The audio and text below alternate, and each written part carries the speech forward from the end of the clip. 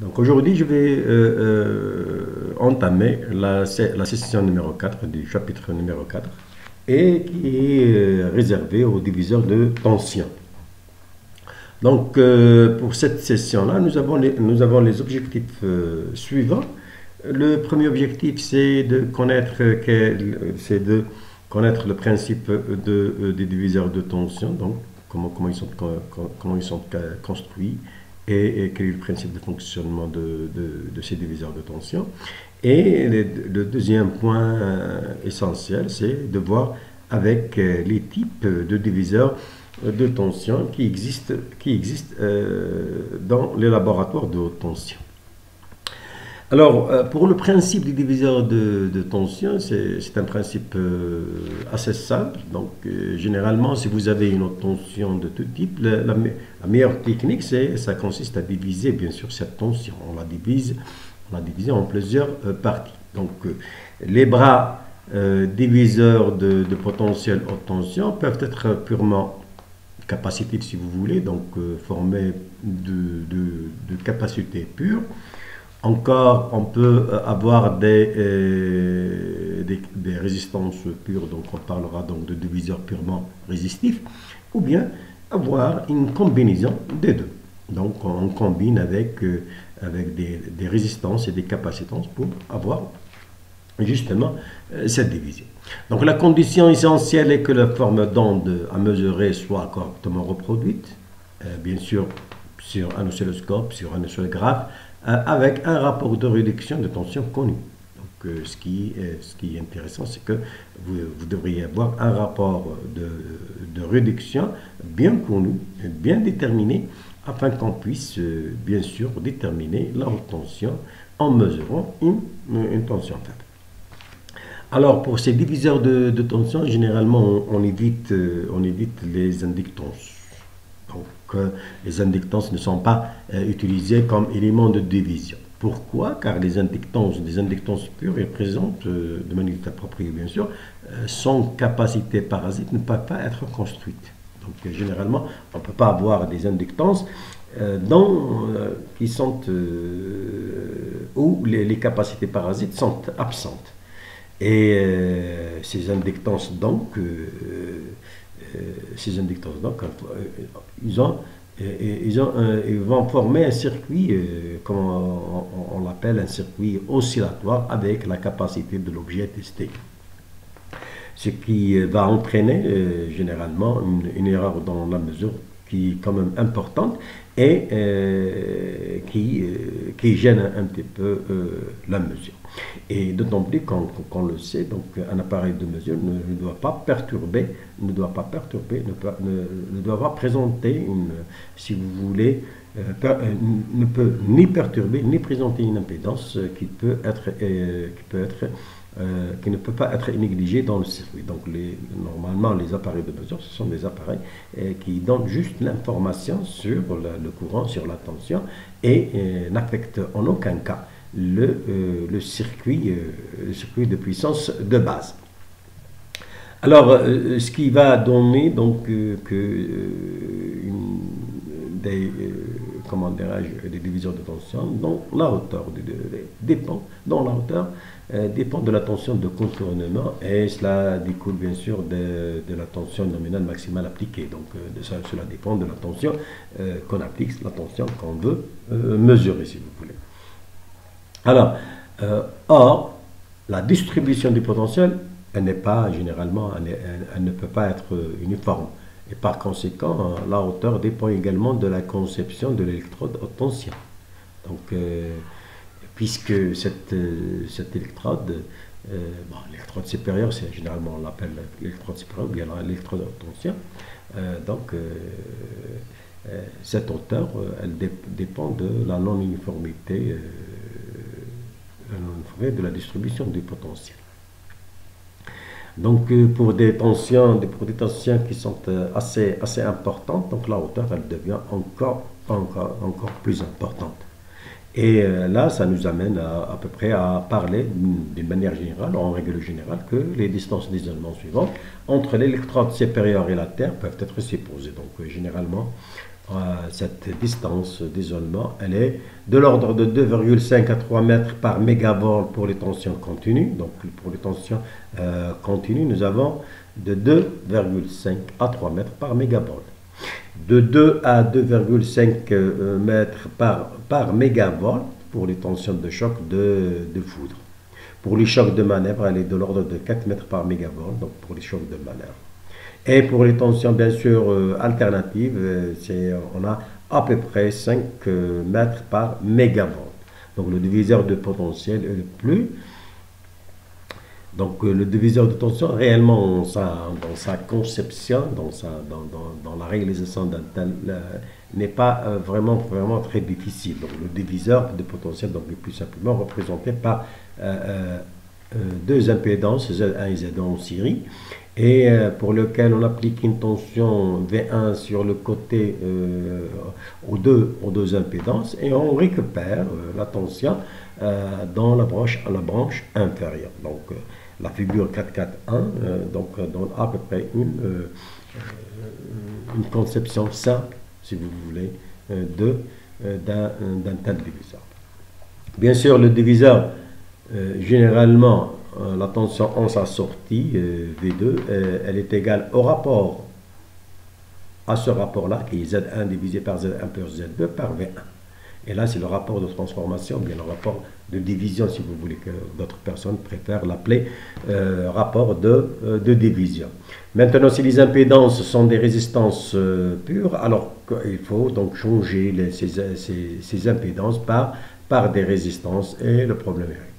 Mais si vous avez des capacités pures, dans ce cas, donc on parlera de C1 et C2, donc on remplace l'impédance Z par des capacités. Pour la tension V2, elle ne doit pas dépasser quelques centaines de volts pour qu'elle puisse être mesurée, bien sûr, puisque les voltmètres utilisés, les oscilloscopes et même les systèmes d'acquisition de données permettent la mesure de faibles tensions. Donc, ces faibles tensions exigent que la tension V2 doit être bien dimensionnée pour qu'elle puisse être mesurée, que ce soit par des voltmètres, par des oscilloscopes ou encore par des systèmes d'acquisition de données. Et là, c'est une exigence à peu près de diviseur de tension. Alors, par conséquent, qu'est-ce qui se passe? C'est que la plupart des jeux de tension est disponible à travers l'impédance Z1, donc à travers le bras haute tension, donc à travers le bras haute tension. Et comme la tension à mesurer est en mégavolt, la longueur de Z1 devient très importante, donc est très grande. Donc le bras Z contenant l'impédance Z1 devient très important. Ce qui va entraîner des mesures inexactes en raison des capacités parasites associées bien sûr au diviseur de tension de grande longueur, donc en particulier pour la mesure de tension de choc. Bien sûr, là ça se entend que pour ces tensions-là, il faudrait prendre des précautions particulières pour justement éviter à ce que des incertitudes de mesures, pour éviter des mesures inexactes où l'erreur qui devient très importante. Du côté basse tension, des diviseurs de tension, où un câble blindé de longueur finie doit être utilisé pour la connexion à l'oscilloscope. Donc généralement, du côté basse tension, du côté V2, donc généralement on utilise un câble blindé, des câbles coaxiales, voire triaxiales, de longueur finie, et qui doit être utilisé pour la transmission de l'information vers l'oscilloscope. Bien sûr, il y a d'autres erreurs et distorsions de forme d'onde peuvent également se produire, c'est tout à fait normal. Mais il faudrait peut-être garder ces erreurs dans des limites quand même acceptables, dans des limites permises.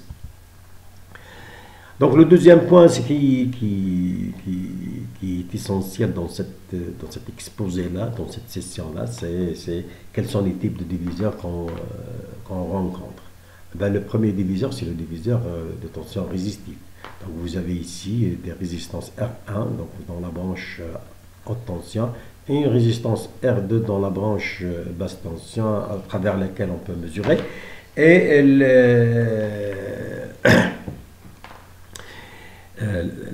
la partie adaptation, donc là c'est la partie adaptation, elle se compose d'une résistance,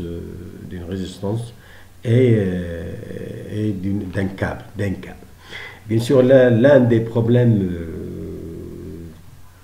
primordiaux, ou si vous voulez l'un des problèmes importants dans la conception des diviseurs de tension résistive, est lié bien sûr à l'échauffement des résistances et à la présence des résistances parasites et des supports qui imposent des contraintes de dimensionnement en quelque sorte contradictoires.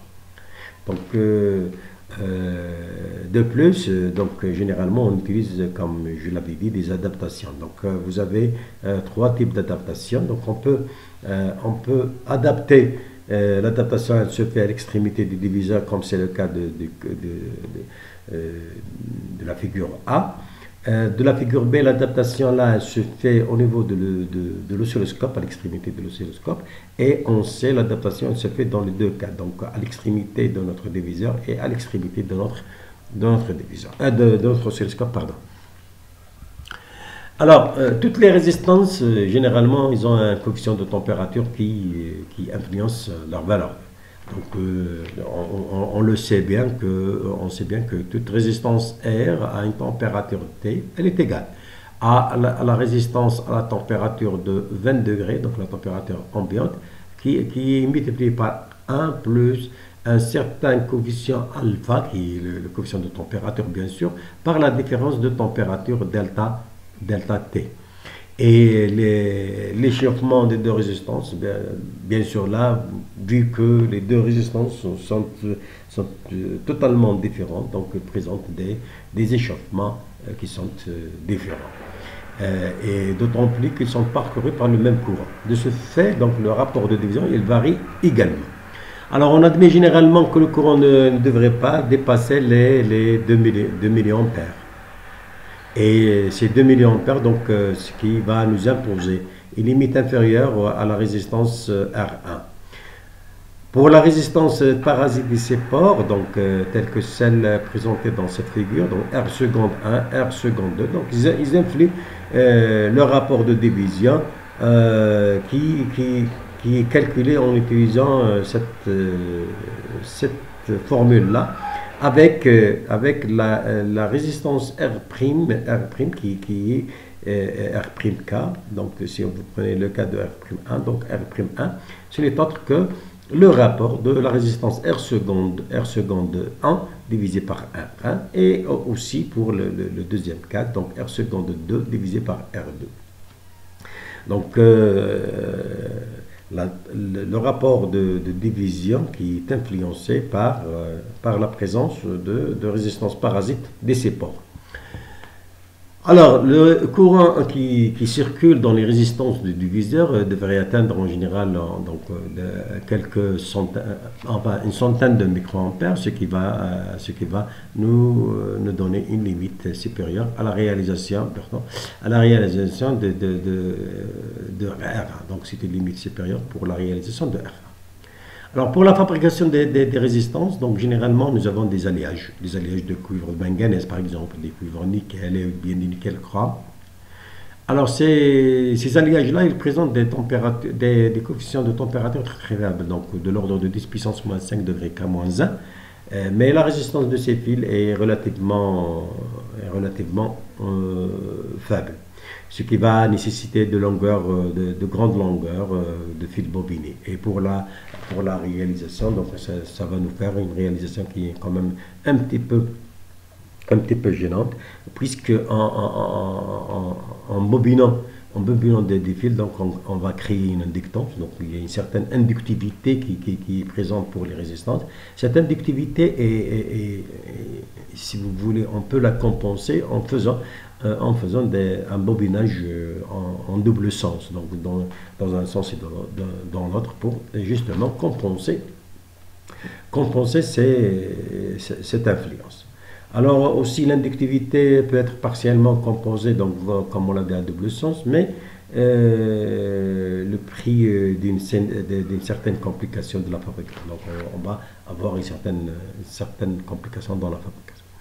Les films de carbone ou d'oxyde métallique ont une activité négligeable, donc on peut les utiliser, mais le coefficient de température est aussi plus élevé et il est de l'ordre de 3 10 puissance moins 5, qui est 3 fois plus grand que ceux des alliages de cuivre ou manganèse ou chrome, ou nickel chrome. Et bien sûr, un autre désavantage, c'est un bonien, ils sont moins stables qu'au cours du temps et sont facilement détruits par les courants transitoires. Donc, facilement, on peut les détruire facilement. Donc, il faudrait, pour la conception de ces résistances, essayer d'avoir des résistances qui sont plus ou moins adéquates à ce genre d'application. Pour le diviseur de tension capacitif, dans ce cas, on change les résistances R1 et R2 par des capacités C1 et C2. Et la même chose ici, donc nous avons des circuits d'adaptation. Donc en A, c'est une adaptation simple, bien sûr. En B, c'est une adaptation si vous voulez compenser. Et là, c'est une adaptation simple et qui est amortie. Donc nous avons des types d'adaptation. Et là, on rajoute, dans le troisième cas, donc on rajoute les résistances R1 et R2 pour justement avoir de bons circuits d'adaptation et améliorer par là la mesure.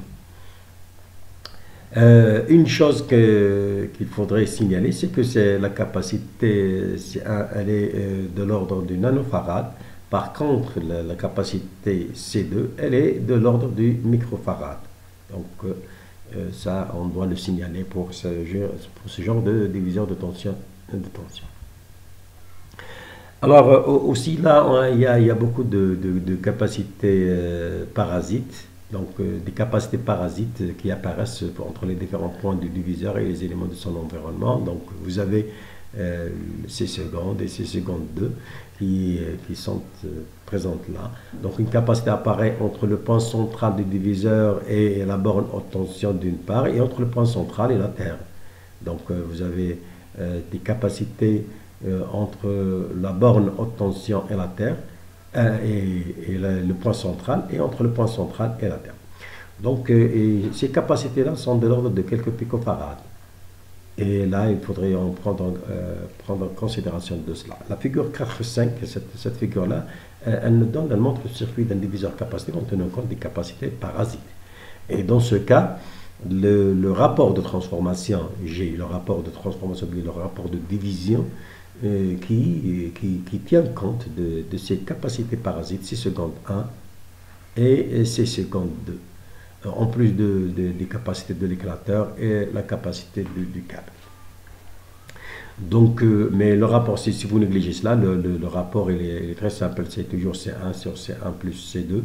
Ça, c'est le rapport de division théoriquement théorique, mais là, c'est le rapport de division qui est quand même, c'est le rapport réel.